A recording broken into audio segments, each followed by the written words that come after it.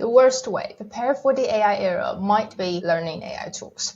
Because the tool changes, the prompt trick dies, the workflow gets absorbed into the next update, and then you got to do it all over again. What's worse is that you're believing that every try, the subscription, the re-rolling, and the retweaking, you are one step closer to what the guru's pitch of 10x efficiency. Only nobody calls it what it is. It's a nice and slow burnout, just with a better branding. I read the 2 latest studies, and I can confidently tell you that if using AI has somehow made you feel busier, not freer as promised, you aren't imagining it. And you aren't alone. The promise was that AI would save us time, but for many, it has created a second job, checking, fixing, comparing, and trying not to fall behind. So I'll show you what the studies found, plus my own burnout story, and more importantly, why learning AI tools might be the least useful way to prepare yourself for what's coming next. AI brain fry is real. BCG found that AI seems to help when it replaces boring, repetitive work. Yes, people who use AI this way reported lower burnout. However, when AI turns you into the manager of the machines, checking outputs, switching between tools, correcting mistakes, and so on, all of which is where the burnout starts. The workers doing high AI oversight reported 12% more mental fatigue and 19% more of information overload. The AI gurus show you the best possible output, but they never talked about the hidden cost of AI, the extra time to manage, and your oversight. This chart just makes the trap obvious. The productivity dropped sharply when people use too many AI tools. 1 feels useful, 2 feels powerful, but when it gets to 4, you are no longer working faster. You are only the middle manager of the machines. Another finding that stood out was marketing. Marketing professions, surprisingly, were the most exposed to AI brain fry. That makes sense because the vaguer the work, the easier it is to get trapped into the forever re-rolling battle with AI. Code either runs or it doesn't. A calculation is either right or wrong, but a headline or a campaign, a thumbnail, that can always be just a little better.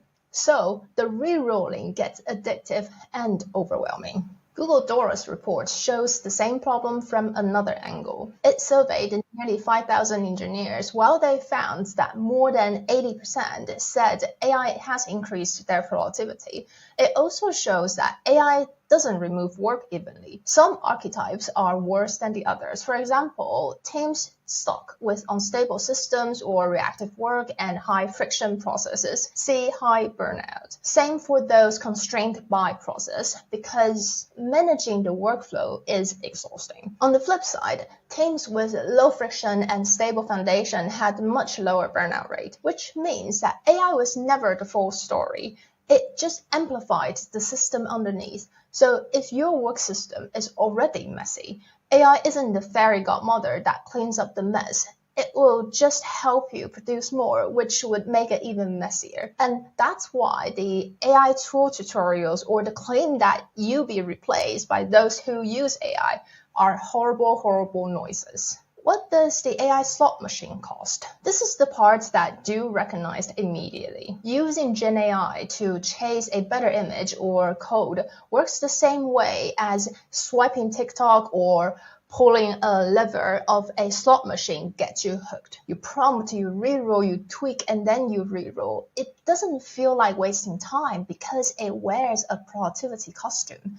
But worse than slot machine, Gen AI not only costs your attention, but also time and credit, which create a sunk cost when you're trying to quit. I've experienced it firsthand, as many of you. Tools, large language models, skills, reports, you named it.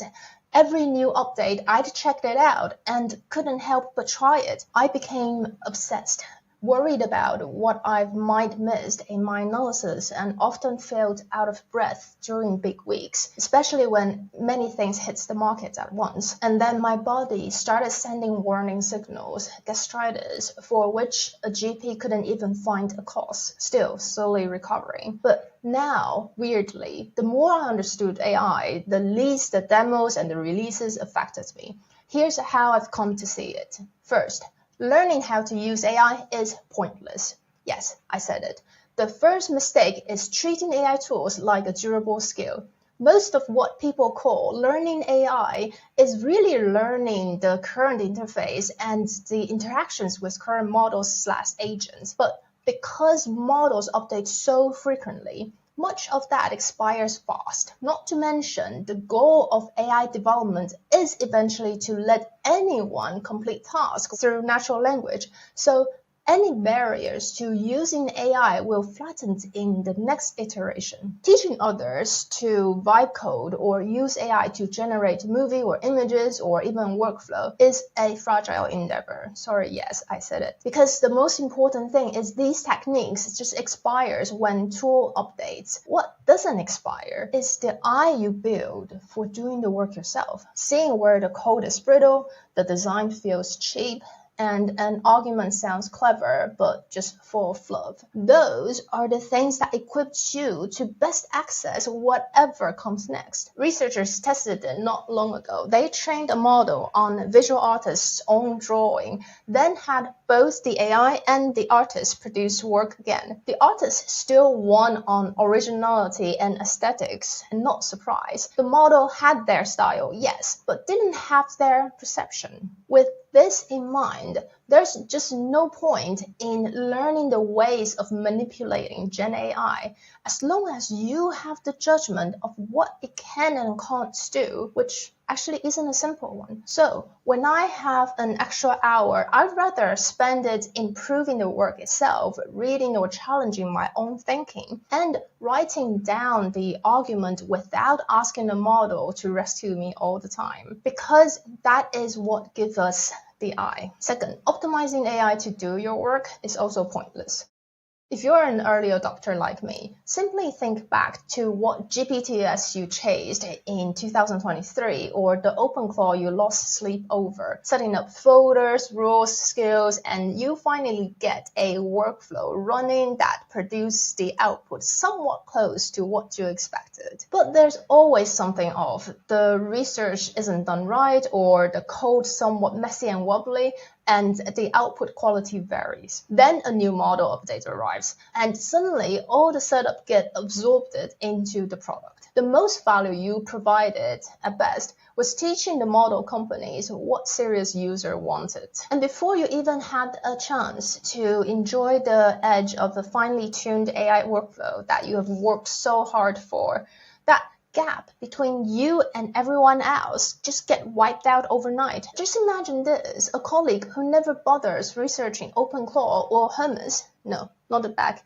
the agent, whose AI knowledge extends to occasionally reading a headline or plodding alone during their work without trying to automate every single task. When a new model comes along, the colleague can now achieve the workflow that you have spent a weekend now becomes a single line prompt. From the outside, the return on your investment is really poor and the time saved amounts to nothing distinguishable. So the only AI engagements that make sense. There is this one version of engaging with AI that's actually worth something, and it starts even before the tool. My 10 years of product experience taught me that people love rushing to a solution, regardless of a dashboard, a feature, or a workflow, because they feel in control and empowered. The useful question, however, should come much earlier, asking, what is actually broken and what do I want to achieve? Here's an example. Most people find it valuable to brainstorm with AI, but in fact, brainstorming is arguably the worst thing you can do with AI. More often than not, you hold the key to a much better answer than a model would, because every idea AI generates is already everywhere on the internet. It gives you the most statistically likely version of an idea. And that's the last thing you need when you're looking for an angle that nobody has ever taken. I reviewed the study on this idea before,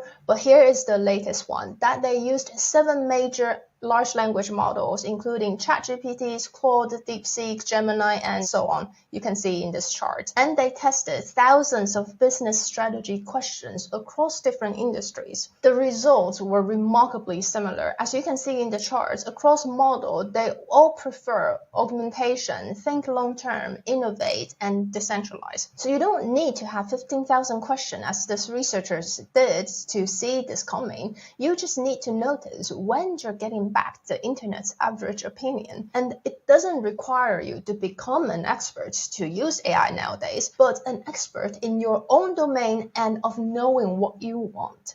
So the only AI engagements that earns its place look like this. First, try AI when it's new enough to matter.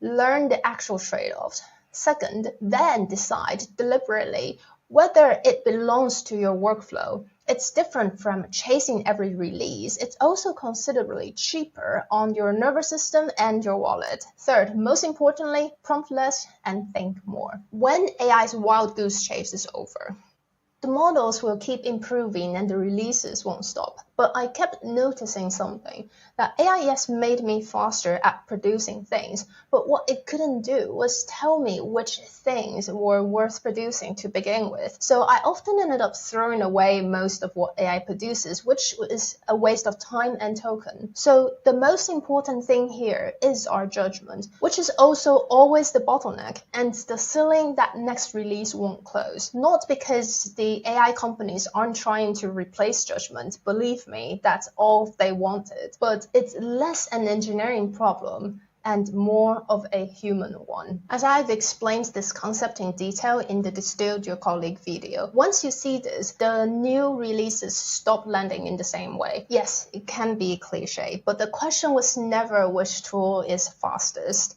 but it was always what you're trying to do with it. If you enjoyed this video, please share with someone you think important and need to learn this lesson so they stop being panicking about the next AI release and what should they do with AI. And if you like my video, please subscribe, and there's a hype button, so remember to click on that so more people will see it. See you next time.